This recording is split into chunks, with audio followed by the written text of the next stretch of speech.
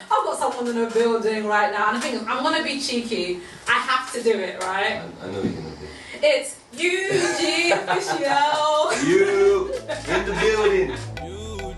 Hey, I'm Linda E. I'm a presenter and host, and welcome to episode 2 of Inside the Artist. Hey, you're locked into Linda E show on Pulse 88, sponsored by Supermall. What a lovely Sunday this is. Don't worry, when I say lovely, I'm aware it's raining, but I'm gonna make you feel as though we are in the sunshine right now. You know, I've got a bashment section coming up soon. Come on, turn your speakers up, tell a friend to tell a friend to tell a friend. In the meantime, let me kick things off with a classic Sneak Bow, Touch a Button. Yo, Sean Stan, before you can them, just one them. Hear me a say now. Look here, bad me up. Hear me a say now. Look here. So basically, a couple of friends of mine who I'd grown up with had put out like a BBM broadcast saying that they were starting an online radio station and they were looking for presenters. So I was a performer at that point. I was like, you know what, I talk a lot, I love music, I can do this. So I sent through a whole proposal, like the show's name, the content, the features. They were like, Linda, just have the show. I was like, cool. So that was how I started. My show, in terms of genres, I'd say I play anything that you can dance to. I don't really play slow tracks because I'm not a slow kind of person. I always like to be turned up and high energy and just rah. In terms of who my show is aimed at, I'd say demographic-wise, 16 to about 35, potentially 44, depending on what kind of music they like. And anyone who likes Afro beats and Afro swing and UK rap and UK hip hop and rap from the USA and a bit of bashment, a bit of dancehall, basically anything lively, you're gonna love my show. What I would say to those who say that radio is a dying industry and I'll turn it over to podcasts, I'd say I don't agree. With radio, you always have the musical element. Whereas with a podcast, you are literally listening to a person talk or a group of people talk about particular subjects or their life or whatnot. Whereas with radio, I feel as though it's aimed more at an artist. And even if you have a talk show on radio, you can still break it up with music. With podcasts, people can get bored and be like, oh, this person is rabbiting on for half an hour. And I think with radio, you don't have that. And radio, not only does it have the podcast element, but it gives you the music element. It breaks new artists. It plays you bangers. So it's an extra version of an escape, which I don't think you quite have with a podcast. You know what, I think social media definitely opened more opportunities for me. I wouldn't say it attributed to my success. I've had a couple of things, 1 or 2 things go viral, but I don't think they really helped my career. I think social media opened opportunities in the sense that more people were able to see what I was doing. So when their friends needed a presenter or their friends had a podcast and wanted to invite someone on, they would recommend me. I've always, since Facebook started, and I think I've had Facebook for like years, I've had like 5,000 friends on Facebook. And I was like, you know, these 5,000 people, they don't really see what I'm doing. And I think that's what social media has helped do. So now I can put content onto whether it be Facebook or Instagram and people can see, oh, okay, Linda interviewed this person. Oh, Linda hosted this thing. And it just carries the name and the brand. Next to come, well, by the end of this year, I'm going to be hosting more events. That's really what I want to concentrate on moving forward for a little while. And I do want to move it into TV as well. You know, every single year, we all have little aims for ourselves. And hosting events and getting the slots on TV were my aim for 2019. And by the grace of God, I've been able to tick some of those things off my list. So coming up next year is just a proper push into the world of TV. I'm locked in a cage, innocent don't say the soon bus case. Energetic, extra, and funny. Guys, I've got a guest coming in, so y'all gotta go.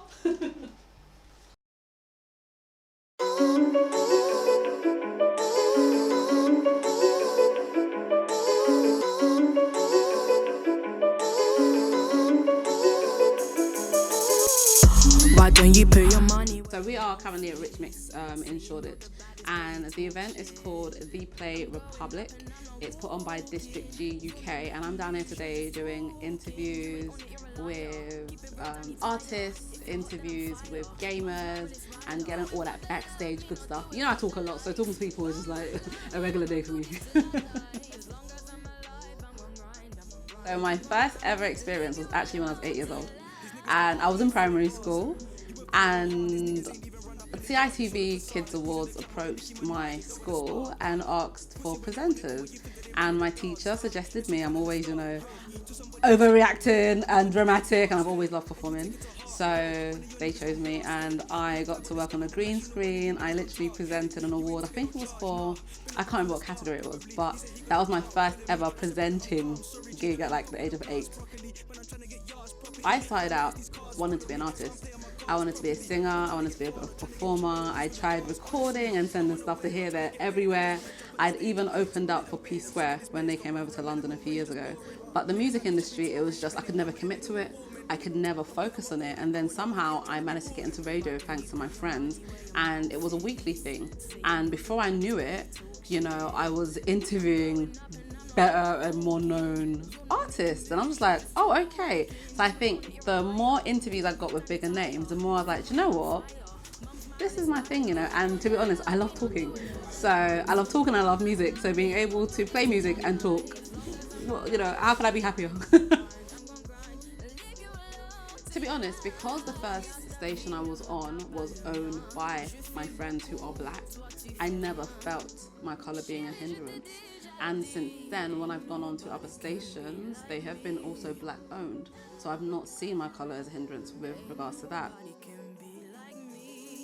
Because where my career has gone, I think it's been quite organic. So I'm the kind of person who obviously I present my show, but I naturally am outgoing. I like going to different places like concerts and shows and events. And I think a couple of years ago, I realized that I started getting invited to more and more places. And I was like, oh, okay, you know, you go to these places and it's a free bar or free food. I'm like, oh, okay.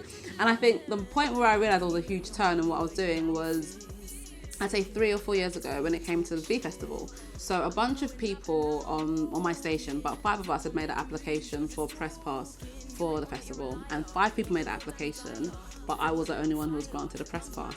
And at that point I realized, you know what, clearly what I've written smacks, not joking, but you know, clearly what I wrote and what my proposal was for them made sense. So I clearly do understand this industry. And I think when I started doing press, that's when I realized, okay, this career is going in the right direction. I don't aspire to be like anyone, and I don't mean that in a cocky way. Every single person's journey is different.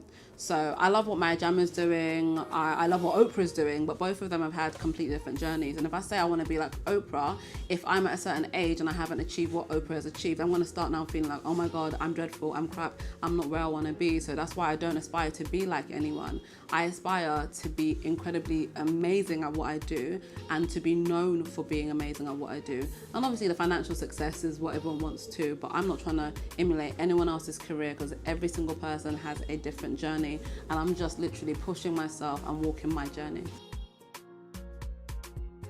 In 5 years' time, I will definitely be working alongside a lot more brands.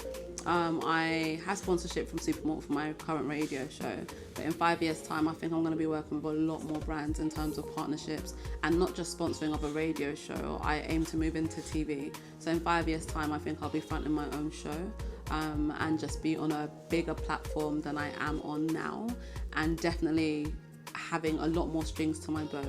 With my show now, I produce, so I understand what goes into a radio show. So in 5 years' time, I hope to have the same kind of creative control that I have on my radio show, but on a bigger scale and hopefully in TV.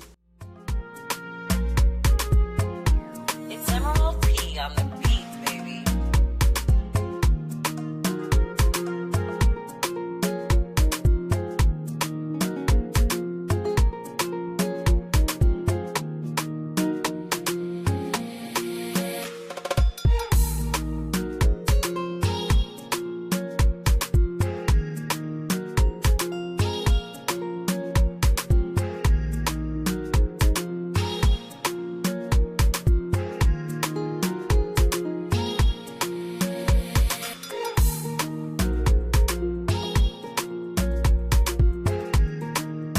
I would say work, work, work, work, work, and don't give up.